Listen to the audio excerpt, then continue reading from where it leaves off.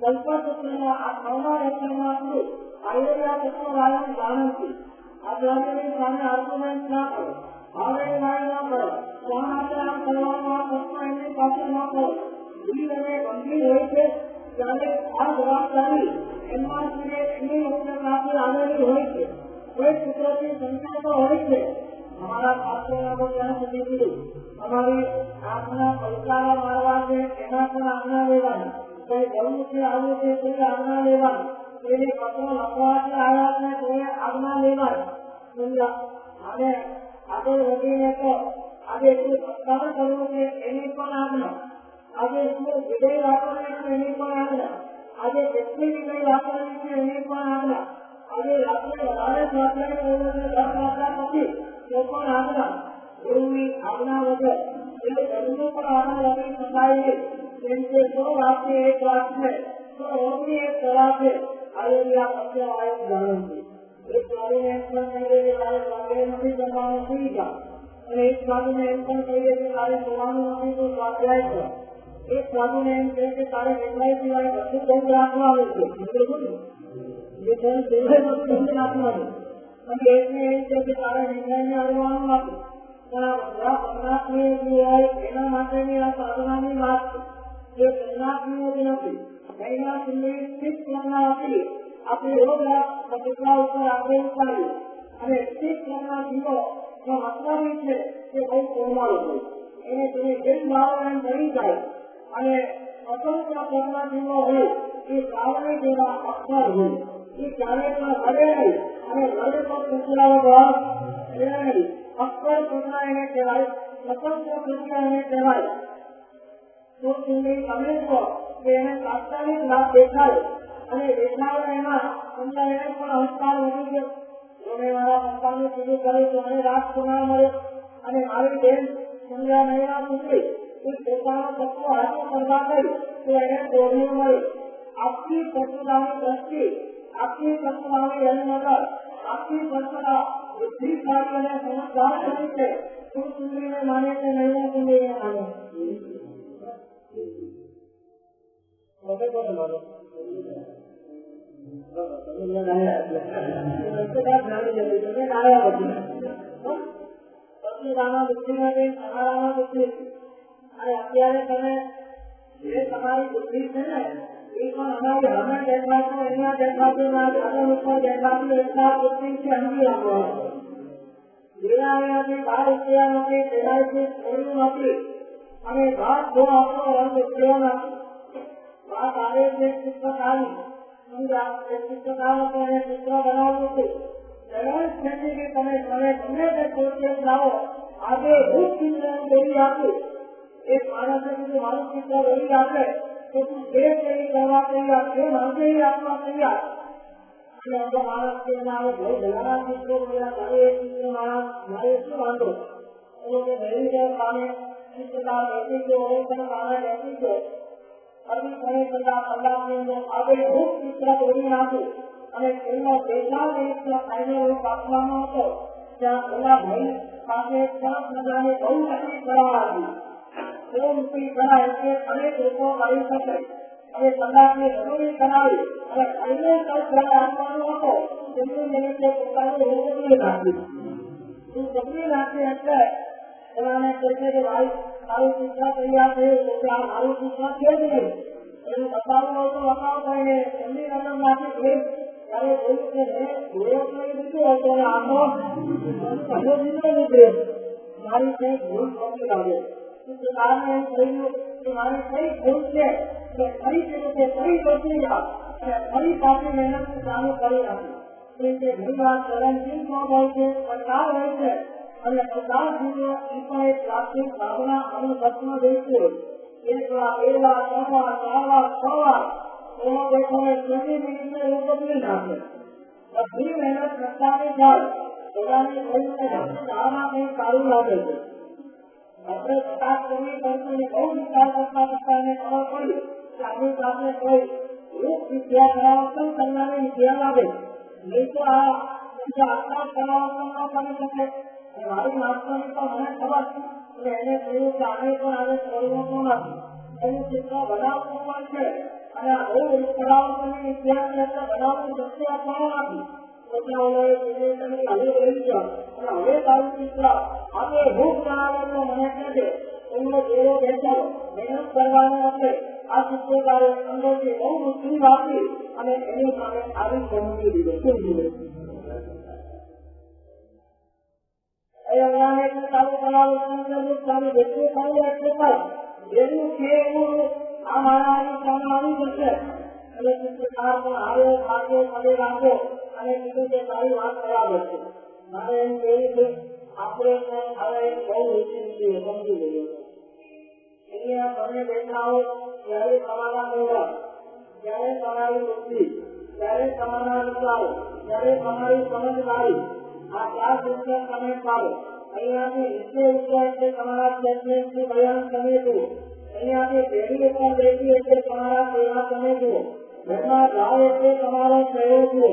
કોઈ ઉચ્ચ જાતિ બેઠા હોય ત્યારે તમારા સંચાલકી જુઓ. કોઈ દુશ્મન પાસે બેઠા હોય ત્યારે તમારી એટીટ્યુડ જુઓ.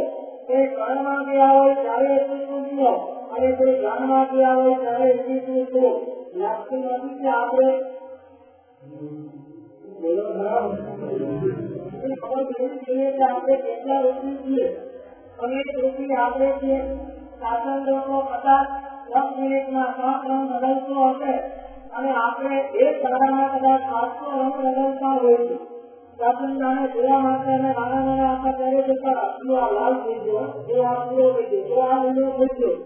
આ એક દર્શનની સરસ મજાની કહાનીનું સંસ્મરણ અને આદિ મોટા થયા પછી આ બધી જ વાત જોયા પછી એમ લાગે કે શાસન લોકો વધારે સંસ્કરણ બદલી શકે. આપણે તો ખરેખર પ્રવૃત્તિએ એક દિવસની અંદર ઘણા કદાચ આપણા બદલાવવા આપે.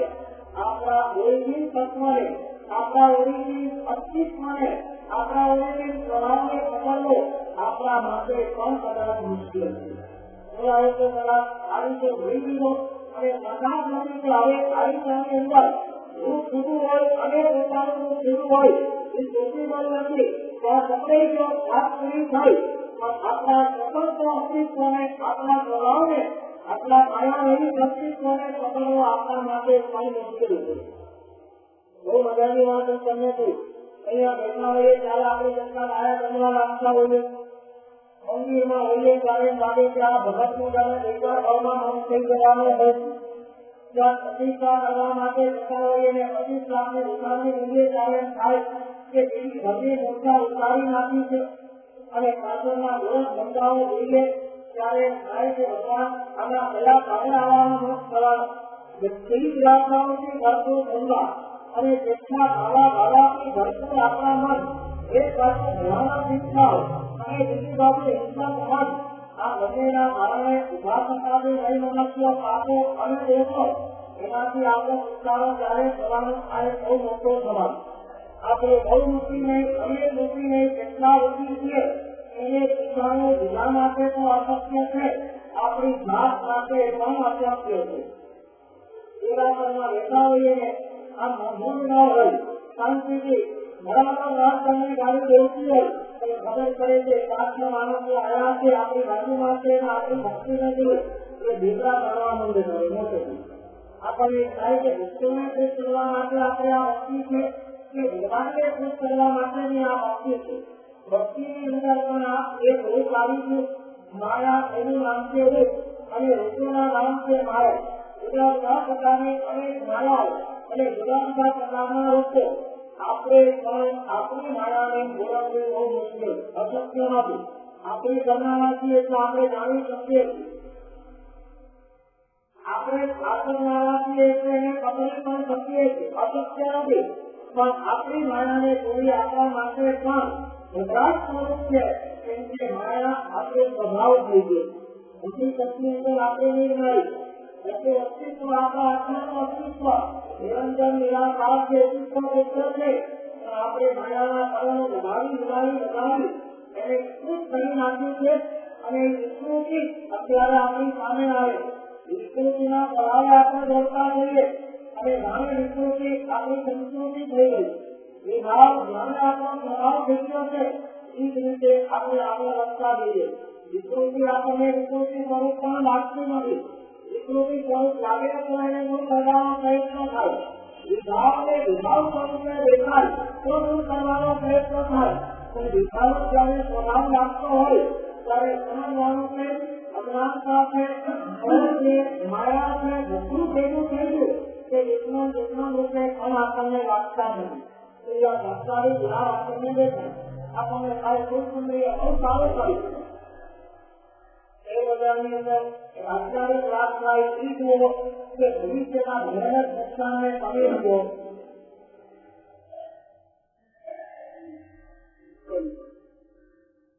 તાત્કાલિક લાગત તમારે જોઈએ ને રાતે વાતે કરો પછી તમારે જવું છે.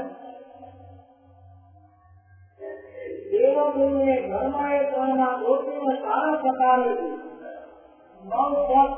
મળી ધરીને નૌકતને સાધવાના. દેવ અને ગુરુ અને ધર્મ વધારે ઈચ્છે પણ તમે કરો. ધર્મની સાહેબ ધર્મ કાળ અને નૌકતની અંદર દેવ ગુરુ અને ધર્મનો સમાગમ થયો. એ દેવ છે પણ ગુરુ છે એ સાત ધર્મ છે. દેવ ગુરુ ને ધર્મ એ ત્રણમાં ગોતીને સારા પ્રકારે છે. એ દેવ ભગવાન અને વિજય દેવ આગામી ઉપાધ્યાયને સાધુની ગુરુ અને દર્શન ગ્રામ ચારિત્ર અને તપ એ ધર્મ. આજે 4 પદ આ બાજુ છે, 4 પદ આ બાજુ છે અને વચ્ચેનો એક સાધુ કાળો છે. વર્ણ એનો કાળો છે કેમ કે સારા વિકાસ ધર્મોને કરવા માટેનો પ્રયાસ સાધુ કરે. અને આજે સવારે સાધુ થઈને મને વિચાર આવ્યો કે ભાઈ સાધુ એટલે શું? સાધુ પણાની હજારો વ્યાખ્યાઓ છે. સહાય કરે છે સાધુ, પ્રાર્થના કરે છે સાધુ, સહાય સમજ્યા કર્મા કરે છે સાધુ, સહાય કરે છે સાધુ, આવી પોતાના પાઠ કરે, સ્વાધ્યાય કરે છે સાધુ, તપ કરે છે સાધુ, ધ્યાન કરે છે સાધુ, આત્માની નિકટ પહોંચવાનો પ્રયાસ કરે છે સાધુ. આવાની ભેટો અને હજારો વ્યાખ્યાઓ છે. એના હકીકતમાં નામની વ્યાખ્યા કરી. આ જીવન એક માત્ર 40 ગણી સાધના માટે છે એવું આપણા નામમાં કહ્યું. સાધુપણાની સાધનાથી ફાયદા શું છે અને સાધુપણાની આભાસમાંથી એક ફાયદા શું? પિતા મહારાજા આખી જીવનની ગણતરી ન શકાય એવી ઉપન સાધનોથી શાસ્ત્રને પ્રધાન થઈને જિંદગીના સેવાને દરે ફરી કામ થાય. રાજરોગી સૌભાગ્ય પત્ની પરિવાર બધું એને જ્યારે મળે ત્યારે એની નજરમાંથી જન્મ જાતની સરસનો વિચારેલી નજર સામે એને દેખાય. જન્મતાની સાથે નાનપણના પિતાઓ થઈ જાય. અધિકને શાખા હોય કે એની બાળક ખરાબ થાય. એટલા નાના બાળક અને એની માતા પિતાની સૌથી ભાગી છે એની પણ ખબર રાખતો નથી. એના ઉપર રાજ કરાવવા માટેનો સમજાય તૂટી પડે છે અને આ સ્વીકારને એની માને તેને પકડે બાંધવું મળે. લંડનમાં સમજા ભૂખ્યા અને પ્રખ્યાત ભાગની છે. આ મા દીકરો ભટકતા હોય છે ત્યારથી ટૂંકડી શરૂ થયેલી આ યાત્રા આજ સુધી એની યાત્રા પણ પાછળનો જૂના વાતો એના જીવનમાં અંત આવ્યો નથી. કાકા વિજય મળી ગયા અને પછી આખી જિંદગી ધવલ શેઠ એને મળ્યા. ધવલ શેઠ નું વ્યક્તિત્વ નથી જેવું હતું. કોઈ સારું કરે તો પણ એને દંડ મારવા અને પિતાનું વ્યક્તિત્વ એક સંત જેવું હતું. કોઈ આપણા પર પૂછે તો પણ આપણે એને રૂચી નાખી અને એને માફ કરી દેવો. એને કોઈ જાતની શિક્ષા પ્રતિષ્ઠા કરવી નહીં. આપણું વ્યક્તિત્વ નથી જેવું છે તો આપણું વ્યક્તિત્વ સંતની ભાવના જેવું છે. જિંદગીમાં મુશ્કેલી ઘટનાઓ ઘટી ત્યારે હવાએ દરિયામાં પણ ઘટી દીધા આપણે જાણીએ. પણ તે છતાં પણ આ દીકરાઓને ભગવાન ઉપર એના મનમાં એના પ્રત્યે દેશ માત્ર દેશભાવ પેદા ન થયો. આ દીકરાઓ ઉદાસ વ્યક્તિત્વ હતું, ઉદાસ સત્ય હતા. સ્વતંત્ર પ્રત્યે એટલે માત્ર પોતાની બુદ્ધિ જેવી પ્રમાણે ચાલવું. શીખ લગ્ન એટલે અનુકૂળતા. વાતાવરણ એકદમ અનુકૂળ મળે, સામગ્રી મળે, હાજરા કરવાના મળે, રૂપિયાના ઢગલા થાય તો પણ હરફની લેર ઉઠે નહીં. અને રાતોરાત બધું સાફ થઈ જાય તો શોકની લહેર પણ ઉતરે નહીં. આનું નામ છે શ્રી પ્રજ્ઞાતા. કોઈ નિંદા કરે છે આપણે કોઈ વાંધો નહીં, ઠીક છે, નિંદાને લાયક નથી.